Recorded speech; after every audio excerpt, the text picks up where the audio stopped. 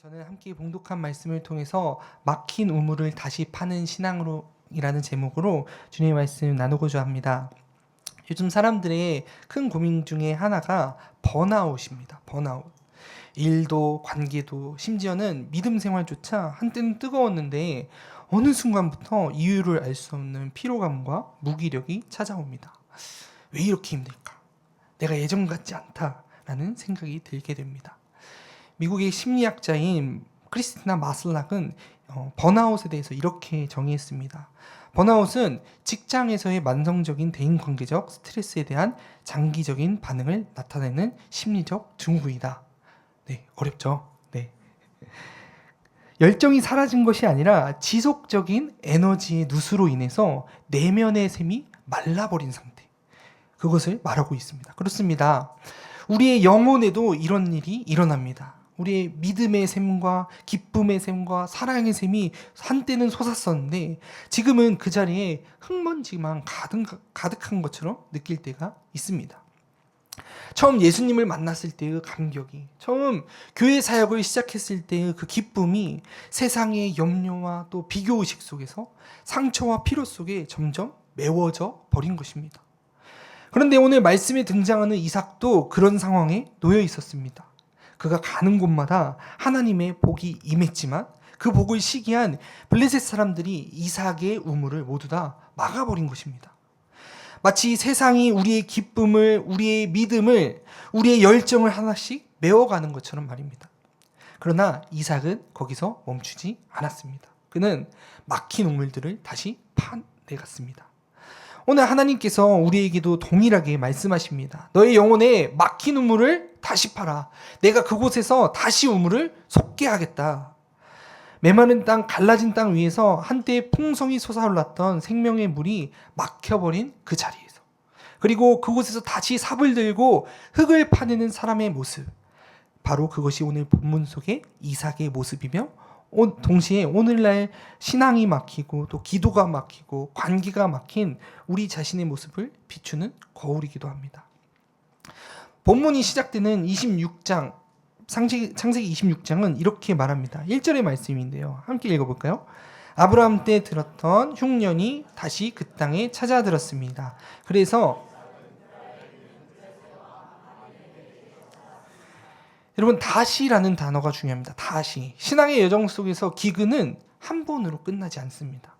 믿음의 사람들도 또 축복을 받은 가정도 언약의 후손이라고 해도 다시 마주하는 어려움과 이 메마름의 시기를 피할 수 없었습니다. 이삭은 분명히 아브라함의 아들이었고 이 언약의 상속자였습니다. 그런데도 그에게 또 다른 기근이 찾아왔습니다. 이것은 단순히 자연재해가 아닙니다. 하나님의 사람에게도 반복적으로 찾아오는 믿음의 시험이었다라는 것입니다. 이삭이 어떻게 했을까요? 이삭은 본능적으로 아버지처럼 애굽으로 내려가려고 했습니다. 이 기근을 피해서 풍요의 땅으로 가는 건 우리가 자연스러운 선택이죠. 하지만 하나님은 그에게 말씀하십니다. 2절에 이집트로 내려가지 말고 내가 내게 지시한 땅에 머물러라. 하나님은 이삭에게 피하지 말고 그 땅 가운데 머물라고 말씀하십니다. 즉, 문제를 피하지 말고 그 자리에서 믿음으로 버티고 말씀을 붙잡으라는 것입니다. 하나님은 이삭이 풍요의 땅으로 가는 대신 그분의 약속 위에 서 있기를 원하셨습니다. 이것은 단순한 생존의 문제가 아니라 신앙의 방향을 어디에 두느냐의 문제였습니다. 이삭이 머물기로 결정하자 하나님은 그에게 다시 아브라함에게 주셨던 약속을 확인시켜 주십니다. 3절을 보면요. 함께 읽어볼까요?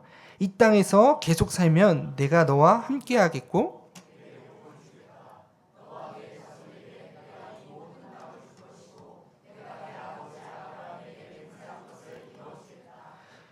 여기서 중요한 건 하나님이 새로운 언약을 주신 것이 아니라는 것입니다. 옛 언약을 다시 한번 말씀하시면서 새롭게 하셨다라는 것이에요. 하지만 그 약속을 새롭게 붙잡는 일은 매 세대마다, 매 신앙마다 필요하다라는 것이에요. 오늘 우리에게도 마찬가지입니다. 하나님은 이미 우리에게 약속하셨습니다. 내가 너와 함께 하겠다. 너를 통해서 복을 주겠다. 그러나 그 약속이 실제가 되려면 그 말씀 위에 다시 서는 이 오늘의 이삭의 결단이 우리에게도 필요하다는 것이죠. 지금 혹시 여러분의 삶에도 기근이 있습니까? 기도가 막히고 마음이 말라버린 자리가 있습니까? 그때 하나님은 오늘 우리에게도 이렇게 말씀하십니다. 피하지 말라, 머물러라. 내가 내게 복을 줄 것이다. 믿음의 사람은 환경을 바꾸는 사람이 아니라 환경 속에서도 하나님을 붙드는 사람이라는 것이죠. 바로 그 자리가 하나님께서 새 일을 행하시는 자리라는 것이죠. 이삭은 하나님의 말씀을 듣고 애굽으로 내려가지 않았습니다. 그는 그 말씀에 순종했습니다. 그러나 순종의 길이 곧 평탄한 길이 아니었죠. 기근의 땅이 그랄에 머물자마자 또 다른 시험이 찾아왔습니다. 7절을 보면요, 그곳 사람들이 이삭에게 그의 아내에 대해서 물어보는 거예요. 그러니까 이는 내 누이입니다 라고 얘기를 했어요. 거짓말을 했다는 것이죠. 왜냐하면 리브가가 너무나도 아름다워서 그 이삭을 죽일지도 모른다는 그 자신의 두려움 때문에 거짓말을 하게 됩니다.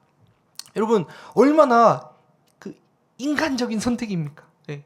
그는 아버지 아브라함의 믿음의 후손이었죠.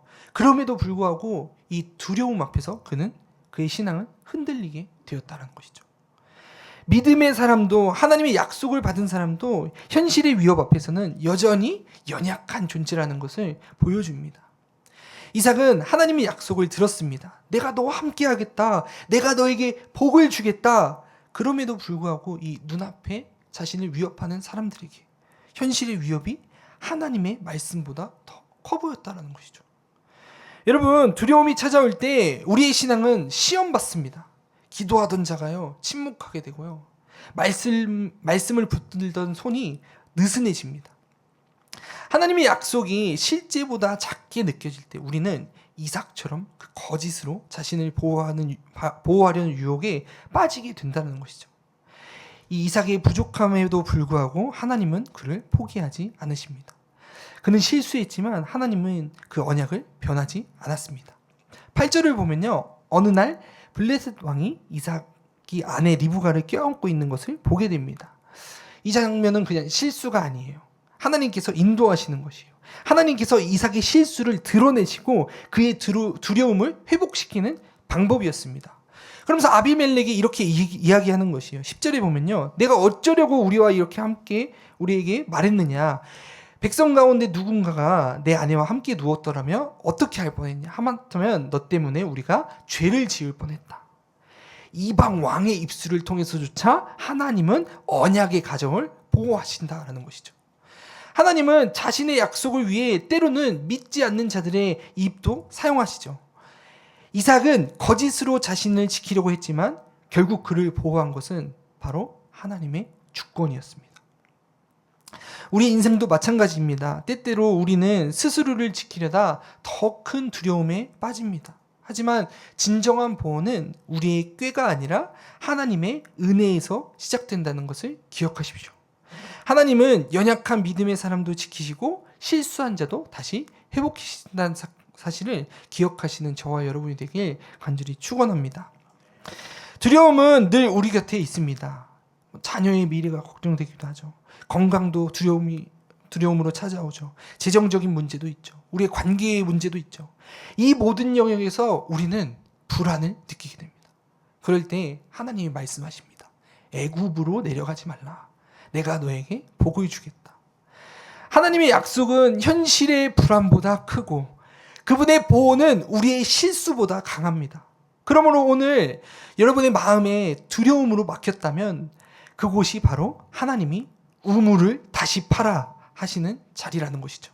그곳에서 다시 기도하고 다시 말씀을 붙잡고 다시 하나님을 신뢰할 수 있게 되는 저와 여러분이 되길 간절히 축원합니다.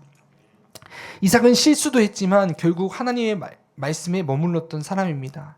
이삭은 애굽으로 가지 말라는 명령에 따라서 하나님이 가리키시는 그랄 땅에 머물렀습니다.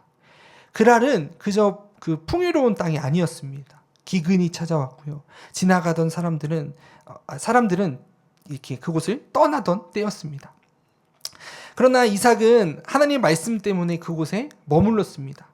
바로 그 자리에서 오늘 놀라운 일이 벌어집니다. 12절에 보면요, 이삭이 그 땅에서 농사를 지었더니 그 해에 100배의 결실을 거두었고, 하나님은 이 머무는 자에게 복을 주십니다. 눈에 보이는 환경이 아니라요, 하나님의 약속에 머무르는 자에게 복을 주셨다라는 것이죠. 이삭이 농사를 지은 곳은 본래 기근의 땅이었습니다. 사람들이 이곳에서는 아무것도 자라지 않는다라고 혀를 두르던 땅이었죠. 그러나 하나님의 말씀은 인간의 계산을 초월하며 100배의 결실을 나타내게 된다는 것이죠. 이것이 바로 하나님의 주권적인 복의 표징이었습니다. 성서 주석가인 로버트 제이미스는 이렇게 말합니다. 이 말씀을 보면서요, 이삭이 그 땅에서 농사를 짓는 동안 하나님께서 그의 기술과 수고에 복을 더하셨다. 그의 풍성한 수확은 그 지역 사람들에게 시기와 두려움을 일으켰다. 이 그라엘 사람들이 보기에도 이삭의 삶은 이 설명할 수 없는 복으로 가득했습니다. 이것이 바로 그 은혜의 증거라는 것이죠. 하나님께서 함께 하시는 사람은요, 황무지에서도 샘물이 터져 나옵니다. 13절을 보면 이삭의 번영은 하나님이 주신 복이라고 말하고 있습니다. 그러나 세상은 그 복을 함께 기뻐하지 않았습니다. 이삭의 성공은 오히려 주변 사람들에게 시기의 대상이 되었고, 그의 축복은 공격의 이유가 되었습니다. 사랑하는 성도 여러분, 이것은 세상의 법칙입니다. 하나님의 은혜를 받은 사람은 언제나 세상으로부터 시기와 견제를 받습니다. 예수님께서도 요한복음에 이렇게 말씀하십니다. 세상이 너희를 미워하면 너희보다 나를 먼저 미워한 줄을 알라. 복을 받았다는 사실이 곧 평안의 보장을 제공해 준다는 것은 아니라는 것이죠. 하나님의 축복은 영적 전쟁의 시작점이기도 합니다. 우리는 풍성함 속에서도 깨어 있어야 한다는 것이죠. 하나님이 복을 주셨는데 곧 이어 우물이 막히게 됩니다. 이상하지 않습니까? 이 블레셋 사람들이 그 아브라함이 지은 그 우물을 막아두었다는 것이죠. 은혜를 받았는데 환경은 계속해서 더 어려움이 찾아왔습니다. 그러나 하나님은 그 어려움 속에서도 이삭을 훈련시키십니다. 우물은 단순히 그 물의 문제가 아니라 하나님의 임재와 공급을 상징하는 자리였다는 것이죠. 이삭은 아버지의 우물이 막혔을 때 낙심하지 않습니다. 그는 새로운 곳으로 옮겨가 다시 팠습니다. 막혔으면 다시 파면 된다. 이것이 믿음의 실천이라는 것이죠. 오늘 우리의 인생 가운데도 막힌 우물이 있습니까? 우리의 기도가 막히고 관계가 막히고 또 사업이 막혀 있습니까? 하나님은 그 막힘 속에서도 일하십니다. 우물이 막혔다는 것은 다시 막힌 곳을 파낼 기회가 주어졌다라는 뜻입니다.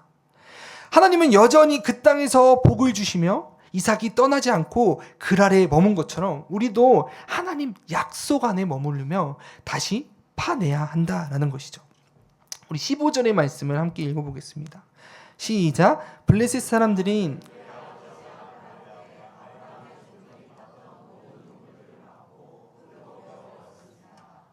하나님의 복이 놀랍습니다. 그러나 그 복은 이렇게 세상의 시기와 대립을 가져온다는 것이죠. 이삭이 받은 풍성한 축복은 단지 개인의 부요함이 아니라 하나님의 임재의 표징이었습니다. 그래서 세상은 그 은혜를 질투하였다는 것이죠. 이삭이 우물을 메우는 그들의 행위는 그저 장난치면서 그를 골탕 먹이려는 것이 아니라 너의 하나님이 너와 함께 하신다는 것을 부정하겠다라는 뜻으로 그들의 시기는 영적 도전이 숨겨져 있었습니다. 하나님께서 우리의 삶에 복을 주실 때 사단은 반드시 그것을 가로막으려고 합니다. 막힌 우물은 단순한 인생의 문제처럼 보이지만 그 배후에는 영적 전쟁이 숨어 있다는 것이죠. 16절 우리 함께 읽어보겠습니다. 시작. 아비멜렉이 이삭에게 말했습니다. 우리를 떠나가라. 지금 이삭이 잘못한 게 있나요? 이삭은 잘못한 게 없어요. 그런데 떠나가라는 것이에요. 하나님의 말씀에 순종한 사람이었습니다. 열심히 일했을 뿐입니다. 그런데 돌아온 것은 시기와 그 땅에서 축출이었다는 것이죠. 그럴 때 보통 사람들이라면 그는 싸우려 들었을 것입니다. 이건 내 우물입니다 라고 당당하게 외쳤을 것입니다. 그러나 이삭은 싸우지 않았다는 것이에요. 여기서 이삭의 믿음이 드러납니다. 그는 우물보다 하나님의 손길을 더 신뢰했기 때문입니다. 이삭의 양보는 패배가 아니라 승리의 시작이었습니다. 사람들은 싸움에서 이기는 자를 이 강자라고 보지만 하나님은 참는 자를 승자로 여기십니다. 잠언 16장 32절에 화내는데 더딘 사람은 용사보다 낫고 마음을 다스릴 줄 아는 사람은 성을 빼앗는 사람보다 낫다라고 기록하고 있습니다. 이삭의 믿음은 싸움으로 증명되지 않았습니다. 그의 믿음은 양보함으로 증명되었다는 것이죠. 하나님께서 싸움을 피한 이삭을 버리지 않으십니다. 오히려 그가 떠나온 곳마다 다시 새로운 우물을 주셨습니다. 17절에 이삭이 그곳을 떠나 이제 그랄 골짜기에 장막을 치고 거기에 거주했다라고 말하고 있습니다. 이삭은 떠났지만 이 전 장소에서 도망친 것이 아니었습니다. 그는 하나님의 인도하심을 따라 다른 곳으로 옮겨가며 다시 우물을 팠습니다. 그는 단지 물을 얻기 위해서가 아니라 하나님의 약속의 땅을 포기하지 않기 위해서 우물을 파며 나아갔다는 것입니다. 이삭의 행보를 바라보십시오. 우리 신앙인의 여정과 비슷하지 않습니까? 믿음의 사람은 막히면 방향을 바꾸지 않고 태도를 바꿉니다. 불평 대신 다시 삽을 들입니다. 낙심 대신 다시 기도한다라는 것이죠. 우리 26장 18절의 말씀을 함께 읽어보겠습니다. 시작. 이삭은 자기 아버지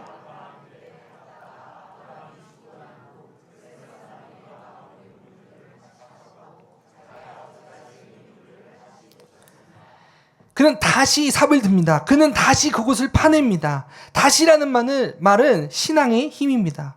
실패 후에도 상처 후에도 믿음의 사람은 다시 시도한다라는 것이죠. 아브라함이 판 우물은 단순한 물의 근원이 아니었습니다. 그것은 그저 하나님께서 약속하신 그 언약의 흔적이었고 하나님의 은혜의 표징이었습니다. 이삭은 그 흔적을 복원하고자 했습니다. 그는 새로운 일을 하는 사람이 아니라 하나님의 일을 이어가는 사람이 되었다라는 것이죠. 이삭이 한 일은 단순한 노동이 아니라 믿음의 계승자로서 아브라함의 길을 잇고 있었습니다. 18절 하반절에 그가 그 우물들의 이름을 그의 아버지가 불렀던 이름으로 불렀더라. 이름을 되찾는 것은 정체성을 회복하는 일이었습니다. 이삭은 우물이라는 물질적인 것보다 그 이름에 새긴 하나님의 약속을 붙들었다라는 것이죠. 오늘 우리의 신앙도 마찬가지입니다. 하나님은 우리에게 새로운 신앙을 창조하라라고 명령하지 않으십니다. 먼저 우리 믿음의 선배들, 부모의 신앙, 그들이 피땀 흘려서 흘린 눈물과 기도의 우물을 다시 파라고 말씀하신다라는 것이죠. 우리 교회의 부흥도 가정의 회복도 새로운 무언가를 발명하는 데 있지 않습니다. 잊혀진 말씀의 우물, 기도의 우물, 순종의 우물을 다시 파는 데 있다라는 것이죠.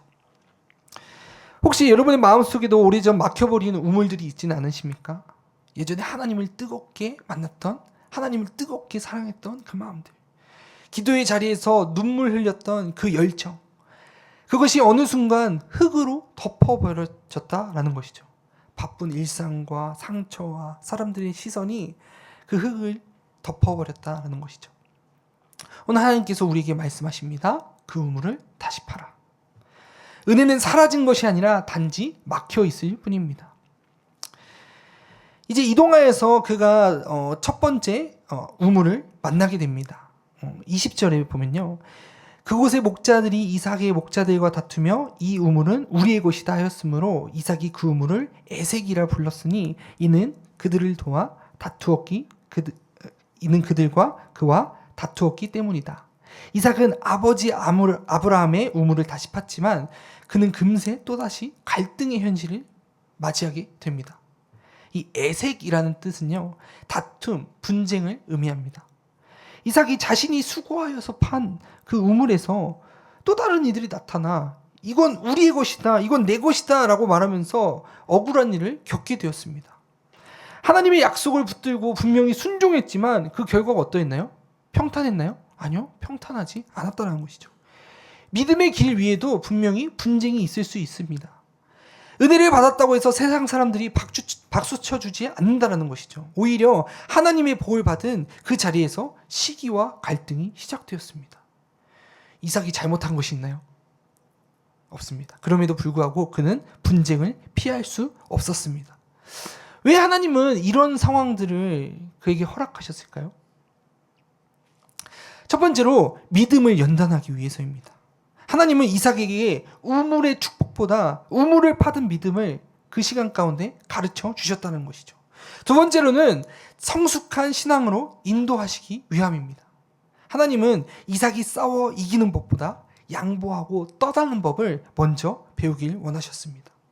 이 신앙의 성숙은 이기는 것이 아니라 손해를 보아도 하나님을 신뢰하는 것에서 시작된다는 사실을 기억하는 저와 여러분이 되길 간절히 축원합니다. 오늘 우리의 삶에도 애색의 우물이 있습니다. 열심히 일해도 인정받지 못하는 곳, 오히려 오해를 받는 자리, 진심으로 섬겼는데 오히려 다툼이 일어난 그런 관계가 있었다는 것이죠. 우리는 그때 조용히 질문합니다. 하나님, 왜 이런 일이 저에게 생겼죠? 그때 하나님께서 우리의 기도자리 가운데 찾아오셔서 말씀하십니다. 그 자리를 통해서 내 믿음을 더욱더 깊게 하려 한다. 애색의 자리는 믿음의 성장통을 가져온다라는 것이죠. 이삭은 그곳에서 맞서 싸우지 않았습니다. 그는 침묵했습니다. 그리고 또 다른 곳으로 옮겨갑니다. 세상은 이것을 패배라 부를지도 모르겠습니다. 하지만 하나님은 그것을 순종이라고 부르신다는 것이죠. 성경은 말합니다. 마태복음 5장에 온유한 자는 복이 있나니 그들이 땅을 기업으로 받을 것이며, 이삭은 온유했습니다. 그는 우물을 잃었지만 하나님의 평안을 얻게 되었다는 것이죠. 이제 그가 다시 또 다른 우물을 만나게 됩니다. 21절 우리 함께 읽어보겠습니다. 시작. 이삭의 종들이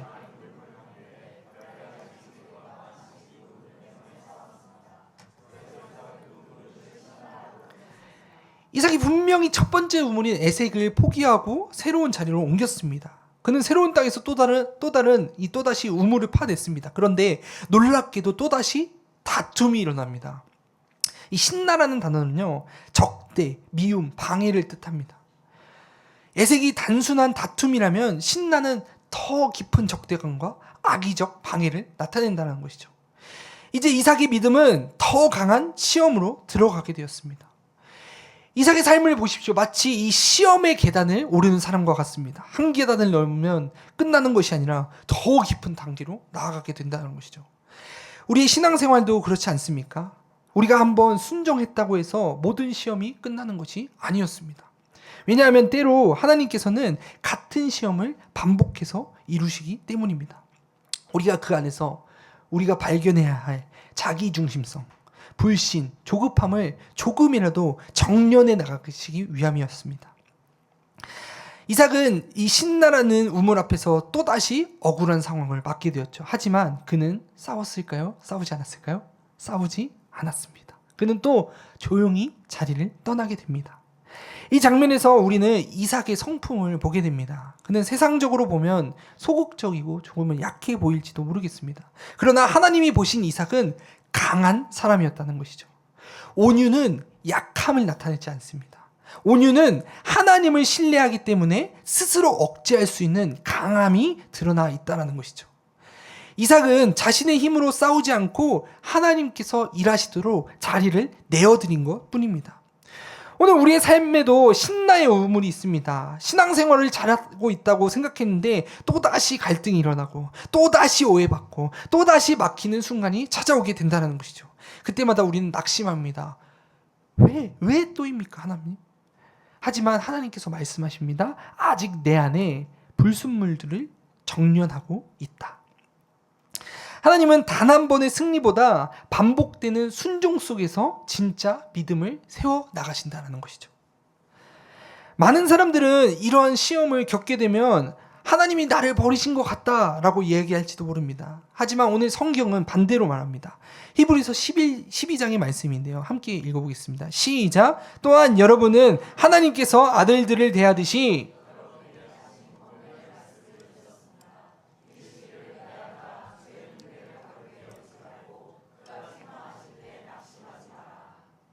주께서는 사랑하시는 사람을 연단하시고 아들로 받으신 사람들마다 책질하신다라고 하셨습니다. 시험이 반복되는 이유는요, 하나님이 여전히 우리를 자녀로 대하고 계시기 때문입니다. 그분은 우리를 더 깊은 순종으로 이끌고 계시다라는 것이죠.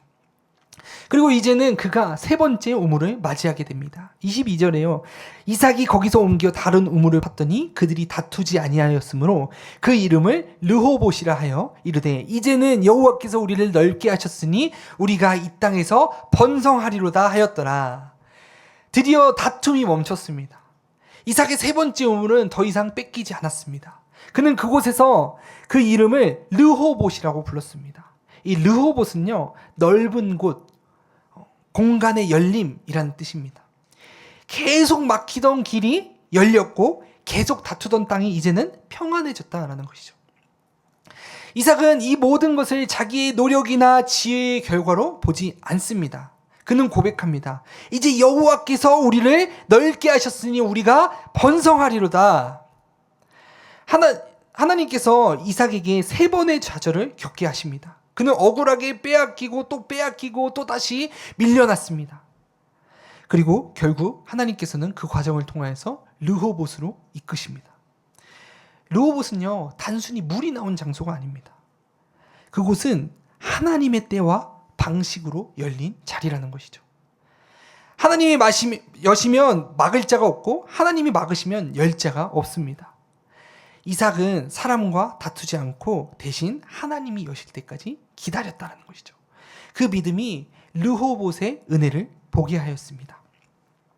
사랑하는 성도 여러분, 르호봇은 단순히 물질적인 공간이 아니라 하나님이 넓히시는 삶의 영역들을 이야기합니다.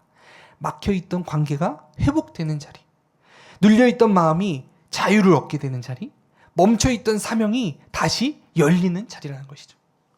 우리가 이 에색과 신나라는 우물을 지나 순종하며 나아갈 때 하나님께서는 반드시 이 르호봇의 공간을 우리에게 준비하고 계신다는 것이죠.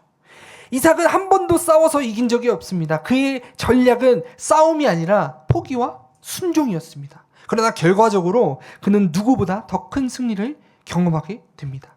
이것이 이 믿음의 역설이라는 것이죠.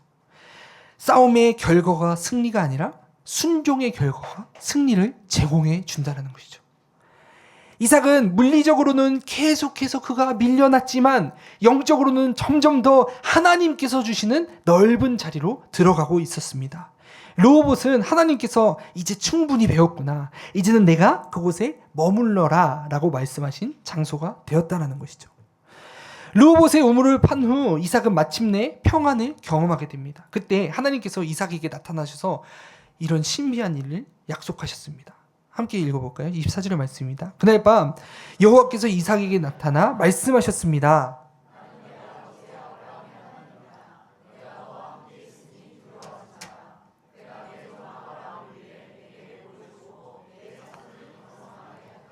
르호봇은 단순한 물의 공급원이 아니라 하나님과 함께하는 약속의 증거가 되었습니다. 우리가 막힌 삶의 우물을 다시 파내갈 때 하나님은 반드시 나타나셔서 우리의 믿음을 확인하시고 우리를 격려하신다는 사실이에요.